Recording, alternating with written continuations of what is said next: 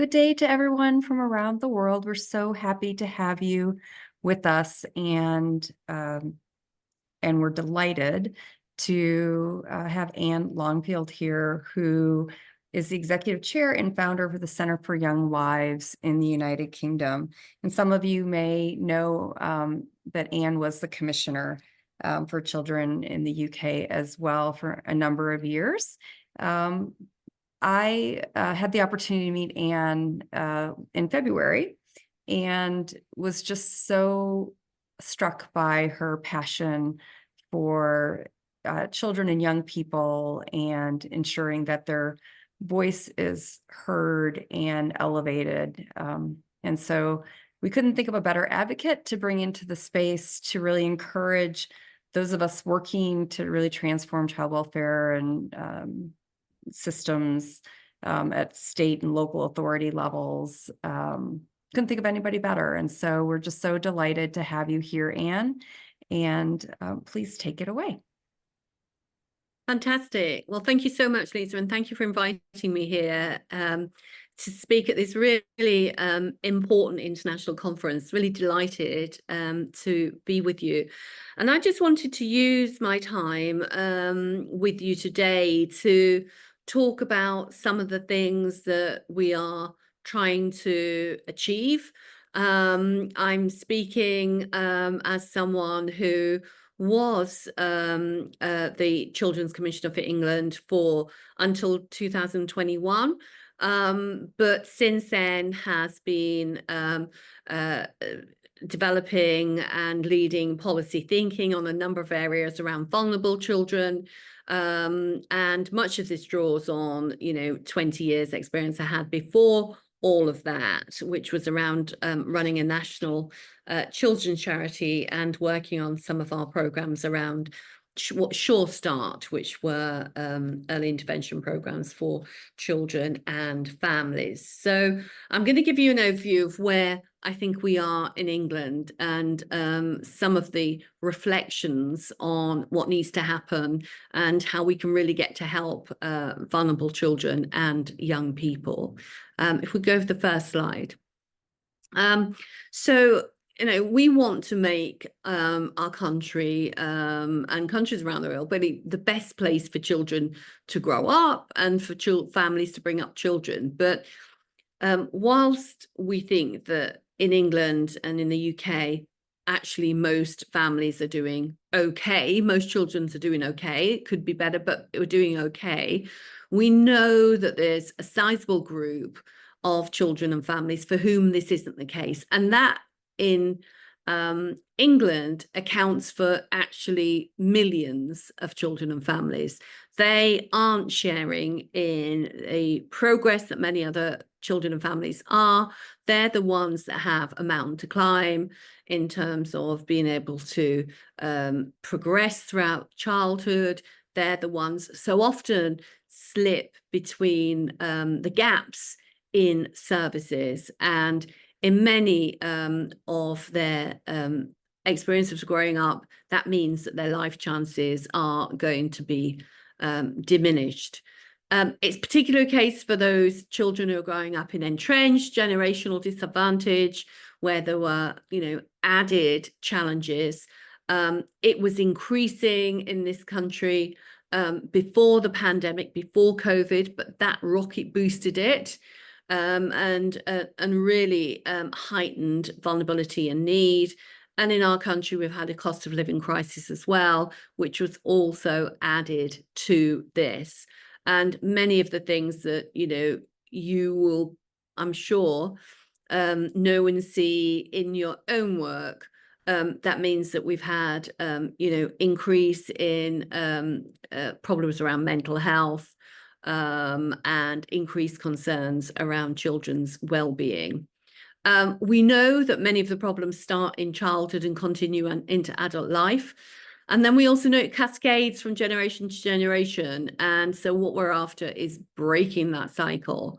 And we know that that's of huge importance for individuals in terms of their own life chances and the wider kind of social infrastructure in our country, but also economically. It costs an awful lot of money to deal with the cost of crisis that so many children and families are facing. And that's in England where we are for many areas of our services at the moment. I'll come back to that in a short while. So next slide, please.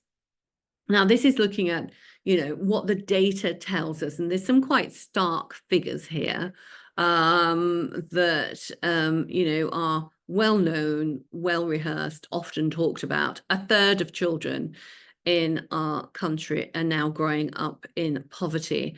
And of those, 2/3 plus will be living in households where their parents are working. So a lot of parents are working very hard to try to make ends meet, but a third of children are growing up in poverty with all of the consequences of that. We know that about 1 in 6 children in the UK are living in families with their own vulnerabilities. This will be children whose parents themselves have probable mental health disorders, have addictions, and where there's domestic violence in the home. 1 in 6 children. When we got that figure, actually, we had a discussion about whether it's just too big to use because we thought it doesn't sound, it sounds too fantastical, but it is the figure. So we have been using it. And of course, many of those things go unseen, but nonetheless, knowing that, we should plan to intervene and to help and support those children as early as possible. Around 1 in 6 children, even nearer to 1 in 5 now, have a probable mental health disorder that rocket boosted during COVID. And many children are leaving school without the basic levels of qualifications. And that's something clearly we know needs to change. The next slide, please. And digging through some of those statistics again, some of these you'll see reflecting what I've just said. In a classroom of 30, that means that 9 children live in poverty, 9 children in a classroom. We know that at the moment, 1 in 3 of children are not school ready by the time they get to formal schooling here at the age of 4.5, 5. And if you're on low income, that's even more likely to be the case. We know there's real concerns about referrals for child sexual abuse and child criminal abuse and exploitation as well. And the number of children who've been taken into care has been increasing.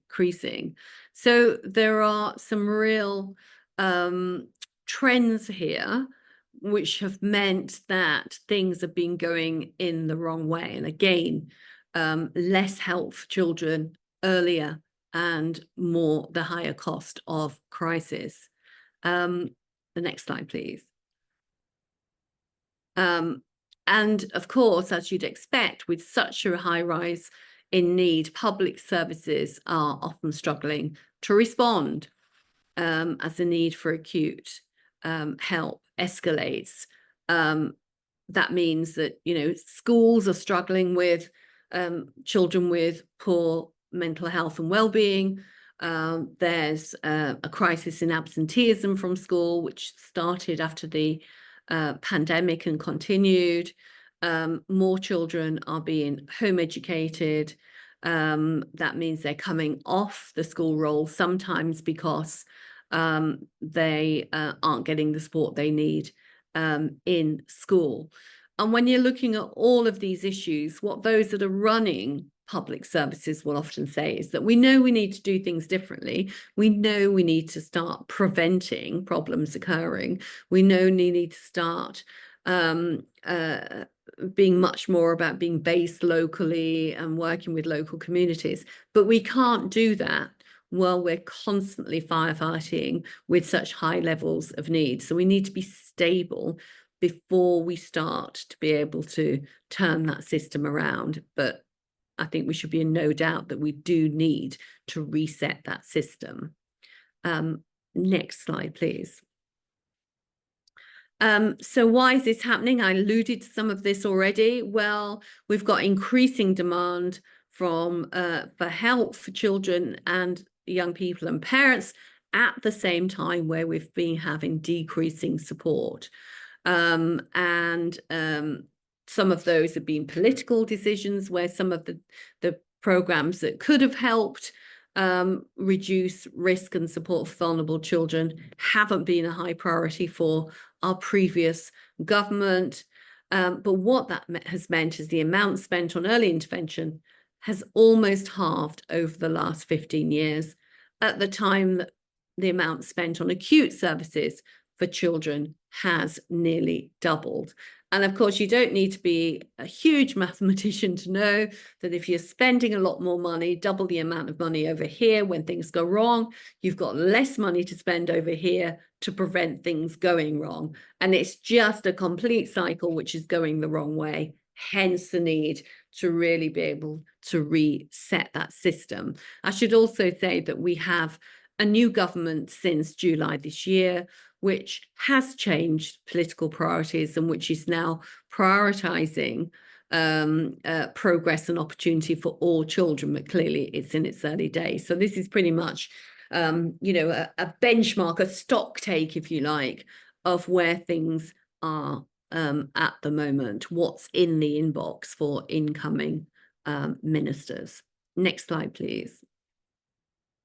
So this shows you how much money is spent on each level of intervention. I've talked about prevention and the need to reset support, about intervening early and the like, and then the high cost of acute need.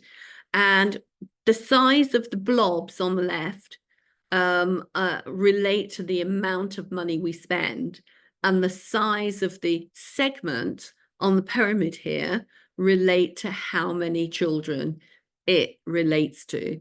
So when I was Children's Commission, I commissioned some economic analysis of the amount spent on children over a 10-year period.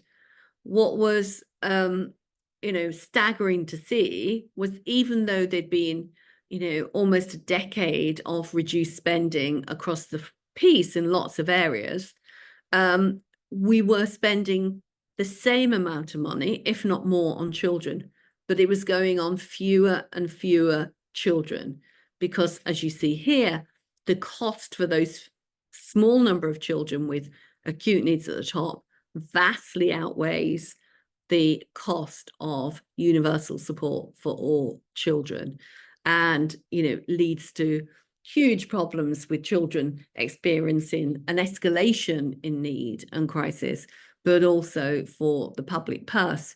It's just not sustainable in a way of being able to support or pay for these services. So we need to reset the system. Next slide, please. So what does this mean? Well, I think that, we need to, we've talked a lot to children and young people themselves. And what we wanted to know was, how did things get to this place? How, especially when things have gone wrong, how did we get here? So often those young people will be able to say, look, things started to go wrong. My mom had an addiction. She didn't get any help. I went to school, but I often was involved in fights at school. My mom was my mum was in hospital because she became quite ill. I went to stay with grandparents, but I used to stay at my friends quite a lot and surface those, and no one noticed when I wasn't in school. They could tell us almost kind of, week by week when things deteriorated, and could also tell us when things could have been changed. And what they'll often say is that even though there were lots of kind of adults in their life, sometimes lots of professionals in their life, they said they couldn't see that anyone thought it was their job to keep them safe. And of course, sometimes, sadly, there can be very tragic consequences there. So often the focus of the system wasn't on the outcomes of the young person. They were actually on kind of the symptoms, the things that we saw that popped up, because of course, if you've got underlying vulnerabilities in all parts of your life, then sometimes that will come out in, you're not attending school, or you've been involved in crime, or you're a victim of violence, a whole range of different ways. But of course, those are kind of the symptoms rather than the root causes. And what so often those young people would describe is a system that had many, many gaps in it. And we all know where there are gaps, the most vulnerable children will slip through. So next slide, please. So what do we do to overcome vulnerability and support all children to thrive? What does this mean? Well, looked at this going through the different ages of children, if you like, as they grow up. So what would it mean in the early years? The next slide, please. At the beginning, that really means getting off to the best start, because we know that the early years are such a formative stage. We know that those children who will experience developmental delays at that point will struggle to catch up. We know that in terms of cognitive or physical development, there's a lot going on in those first few weeks and months of life. And whilst you can progress after 5, actually, it's in the first few years of life where a lot of the heavy lifting takes place. So that really important help for vulnerable families before, and then after the birth of the child, support for babies and parents, and identifying and then responding when support is needed. We have in our country a 2.5-year-old check. Well, that's meant to be a check on whether children are developing and whether any extra help is needed, but it's not used strategically very often, and often the support isn't put in place at that point. Early support and habits for well-being, especially around things around diet. We have an epidemic of tooth decay in our country along a lot of children, especially the poorest children. We know that speech and language is so important before when children are developing at this stage, and that really creative input as well, and education, we know, is so vital. Supporting children to be ready for school, but also giving them that springboard so those children can start school, giving that real boost to get ahead in school from the earliest moments. And the next slide, please.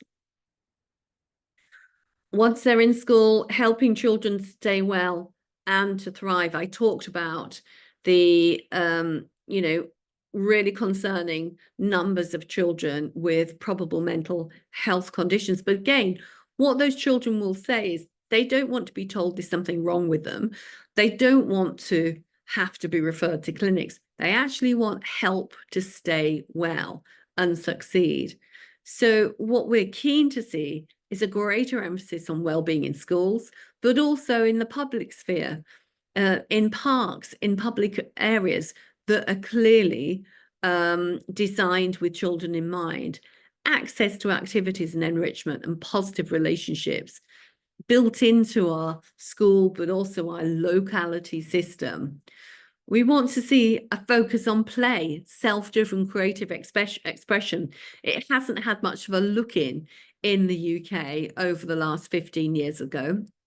And so there's been a big focus on kind of a knowledge-based curriculum, on exam results and the like. And there's also a lot of concern from parents around safety, and safety in the public realm. So a real reticence to let children out to play, or indeed for that there isn't really the safe places for children to play. So we've got a big campaign about changing that around. And important with all of those, community-based mental health support coming to children where they need them. And that really important trauma-informed restorative practice to help build children's well-being and resilience. Next slide, please. Now, one of the things that we've been doing a lot of work on at the Centre for Young Lives is around ensuring that children's education in schools are actually for all children, that all children feel that the education system is there for them. And I mentioned earlier about that figure that said, a fifth of children are leaving school without the basic levels of qualification. And we also know that children will often struggle with low levels of support in school, which can lead to poor behavior, but also children being excluded or suspended from school. So what we're proposing is around, ways that we can identify children who are struggling, how we can support them to succeed. There's some fantastic programs that, boast fantastic results, possibly around 97% success rates in keeping children in school once they've had that input, once they've had that program of support. And we want to see that especially support for children at risk of exclusion. That means they can stay in school. It is possible. So it's something that we are really keen to see adopted in schools and in policy. And we want to see an environment that welcomes and supports children with special educational needs. Again, we know that many will struggle with the kind of rigid environments that we have. But nonetheless, that should be at the core of what a good experience in school is.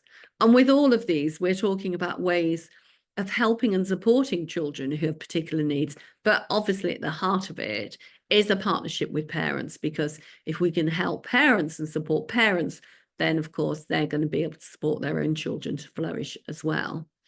And the next slide, please. So where does all this take us? Well, it takes us to the point where what we think needs to happen at the Centre for Young Lives is very much about creating supportive and resilient communities and localities for children and young people. What we're calling here place-based support. So it's something that children and families can start to get to expect, and also understand and be able to make the most of in terms of where they live. To do that, I think we need to ensure that people understand what the impact of vulnerability is and understand the risk. It's not something which just means that, we're more likely to see poor results at school or more likely to see this. It's actually about a whole range of factors that hold children back. And as a way of overcoming that, we firmly believe that we need to identify need and intervene as early as possible to ensure they not only get the help earlier, but also that we prevent crisis escalating. That means increasing protective factors in the local area. That might be more pastoral work around schools. It might be youth workers who are forging relationship with young people and offering that guidance and support, and building the strength and capacity of communities to be able to really sustain some of these activities themselves. I mean, I think when we get to the nub of it, what we want is all of those professionals in an area to have a joined up mission where they want young people to succeed, and they will also be providing that service in a very joined up way. We have had children's centres and family hubs. We had a Sure Start scheme, which I worked on when there was a previous Labour government, which had high ambitions for joined up support in the areas of greatest disadvantage. A lot of those have been dismantled in this country over time. And what we're setting out to do is rebuild that in a way that really can offer that support to more children and families. And there's a reference there to something called Young Futures. That's something that we've advocated as a Sure Start for teenagers to really wrap around help for those teenagers at risk. Next slide, please. And that building a new infrastructure support in England, what would that look like? Well, it really means that, understanding that all families need help at some times, but Some families need a lot of help a lot of the time. It doesn't go away. And sticking with families over time, building those positive relationships and that real strength-based relational support is something that we know really is at the heart of being able to offer the help that we know people not only want, but also improves outcomes. So support that helps families overcome adversity. It intervenes early and it's preventative from the earliest days right through childhood. That children go into school ready to learn, that there's support around the school day, and that then goes on into the teenage years as well. But at its heart, it's something which becomes part and parcel of the way we do things. We have schools, we have hospitals. Actually, we need this kind of support, family support for parents and for children and young people. And it needs to be there for the long term. Now, a key part of this is clearly paying for it. And I showed you the pyramid earlier about what we spend on different kind of sections of need, if you like. Now, any economist that will look at this will be able to tell you that investing in this kind of infrastructure will cost now, but it will save money in the long term. And that is part of the discussion, the arguments we're having in our country about how we rebuild this and how we get this to be a priority for decision makers. Next slide, please. And what does this mean, Skizzy? Well, it recognises schools as anchor organisations in their community, with local partnerships and hubs that bring together services, with local frameworks and partnerships and local missions to enable all children to thrive and succeed. Next slide, please. And finally, some thoughts. Excuse me, bear with me. 3 last thoughts to leave you with. First one, we need to become obsessed and need to all become passionate about making this happen and with helping children to succeed. In our country, as a nation, and internationally, and as individuals, I think we need to understand that if we nurture our young, if we provide that support, those children benefit, but we all benefit. We all rely on our society. We all want a good society. But actually, to do that, we need to invest in our young. So we need to become obsessed and we need to make the case and continue to make the case. I think we all need to continue to be and continue to be warriors for children, especially those with the biggest mountain to climb. And that's what we're setting out to do. And know so many of you too will be doing exactly the same. Thank you so much.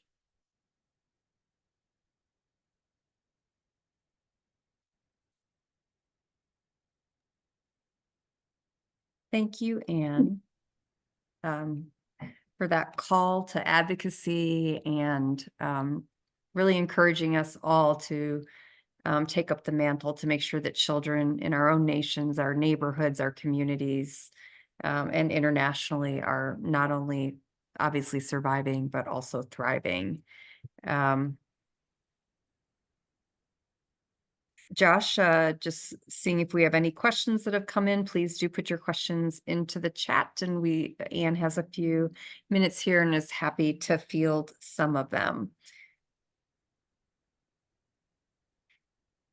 One question that I have for you is like, how do you stay motivated? Well, I suppose I've got a bit of that obsession there. I guess the motivation comes from starting point, you know, throughout the work that I've been, you know, hugely honoured to have done over the years. I've seen the difference it makes for families with some support. I've seen the difference help for children can make. And I've also seen what happens when children are neglected and when children don't get that help. So part of it is actually believing that a difference can be made and understanding and seeing for myself what that means. I guess the other part of it is that, you know, there are some families that really are struggling, and it breaks your heart to have to hear from children that, you know, they go home to empty cupboards, that their parents are very worried about not enough money coming into the house, that children are, you know, not talking about the trips at school, the holidays, because they know they don't want to worry their parents even more. And, you know, I think there are some of us who have had many more chances than some other children, and that actually we can do so much more to give children those springboards they need. So much of it comes from seeing is believing it can be done, and there are choices to be made, and we're pushing for those choices to be made for children's benefit. Excellent. So a comment that's come in, maybe you could talk about this. We're certainly having the conversation here in the United States around um, income inequality, concrete supports and goods, how policies can be level setting in trying to support people economically in a different way. So one comment was just like, perhaps we need to look at the deeper issues rather than seeing child protection as a solution. Can you comment a bit on the need for economic and income support system that alleviates poverty and supports families? Yeah, I mean, I think that this isn't about child protection as a starting point. It's about giving children a springboard, in my view, to succeed.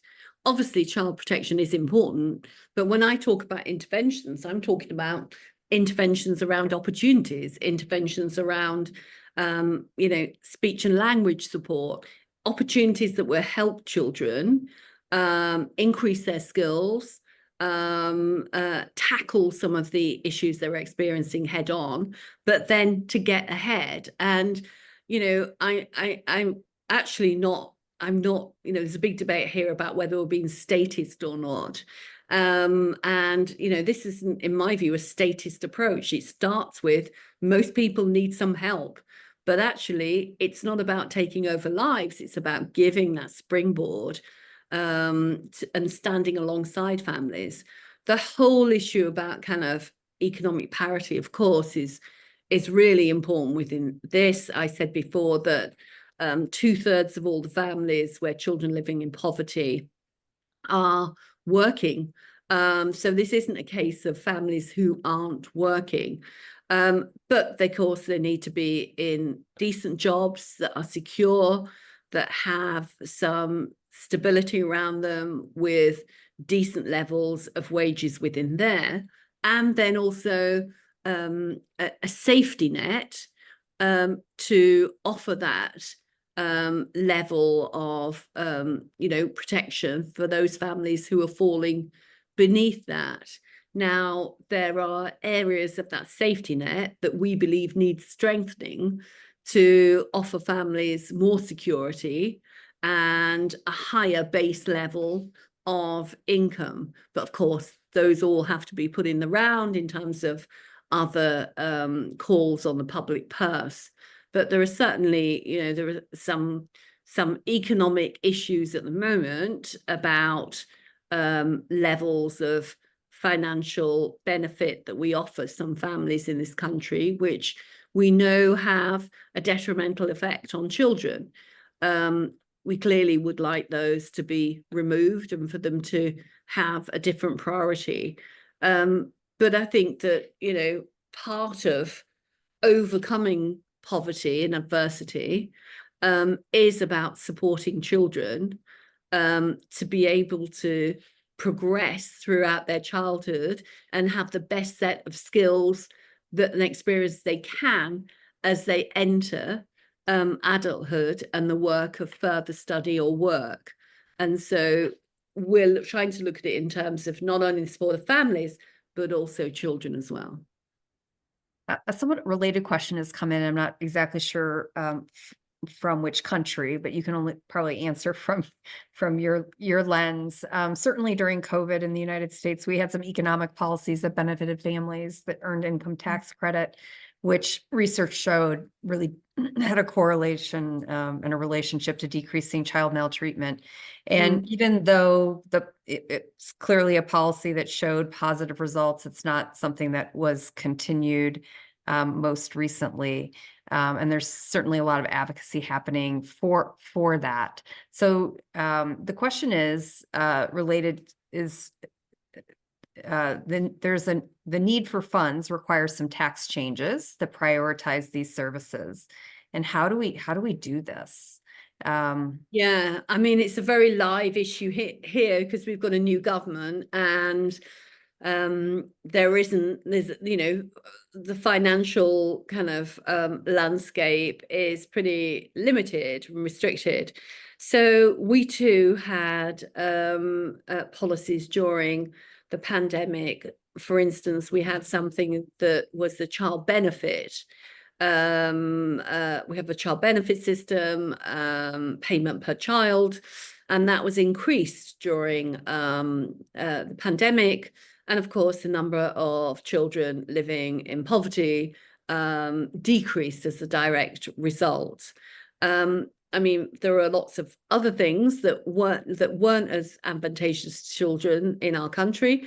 And for me, the pandemic was pretty much a test of how, what our system was in this country for most vulnerable children. And apart from those where we saw some of the increases, pretty much it didn't stand the test. And we saw children out of school in our country for what I thought was too long a period of time. And we're seeing lots of that with the ongoing effects of that now.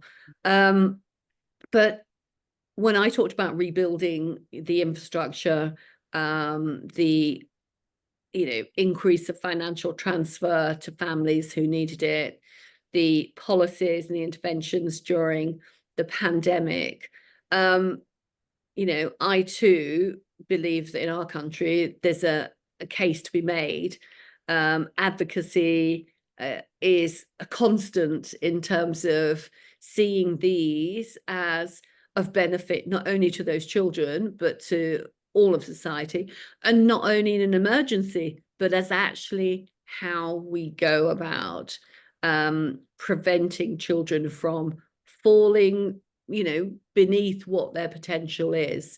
So I think the pandemic showed us a lot good in a small number of cases in terms of interventions around children, and of course disastrously in terms of health, but also in terms of how children also fell through many of those gaps. But I think with that has to be part of that argument that we have to do that. We have to present that as part of our case when we advocate for a better deal that really talks to children's best interests. Excellent. Couple last few questions that have come in, and I think it's just a point of curiosity because we don't always get to speak to people from England. So when you talk about enabling children to stay in school, what grade range do you see children leaving school? So it's more prevalent that children will leave school either because they are excluded from school or they're taken off the roll because they're not having their needs met. In secondary school, it's more prevalent in secondary school. But a lot of the problems will also be emerging during primary school. So primary school going up to the age of 11, secondary school beyond that. We do have sadly some children who are suspended and excluded from school at a very young age, even in the first few years in school, 5 and 6. And for me, I find it unthinkable that we've got to the end of the road with those children just months after they've started school. But we are talking more regularly about children in their secondary age, 11 plus. And we have one last question from Australia. And that is there also an effect on children who are doing okay, but in a better environment might be exceptional? Absolutely. So I started by saying some children are doing, most children are doing okay, but it could be much more exceptional for so many. So those children, you know, we're concerned about children, an environment that's not always child friendly. We're concerned about, you know, the increasing compartmentalization of children's lives often. We need more publicly available facilities for children to be able to, you know, be with their friends, be safe, have activities, opportunities. And we need more support that can boost their potential through school, but also to make good choices. So absolutely the case. We believe that, you know, that we would love all children to have the best possible chances in life they could. Some children nearer that, some children further behind, but we think there's a lot more we could do for all children. Well, I want to thank you again for being one of our keynote speakers at our Call to Action to Change Child Welfare Conference. You've laid out a lot of inspirational messages for our international audience, and I suspect they'll be taking it forward and doing the championing that they need for children and families around the world. So thank you, and very Thank much you so much. appreciated. It's been a pleasure. And thanks to everyone who has been online with this, and all the very best for all you do for children. Thanks so much. Thank you.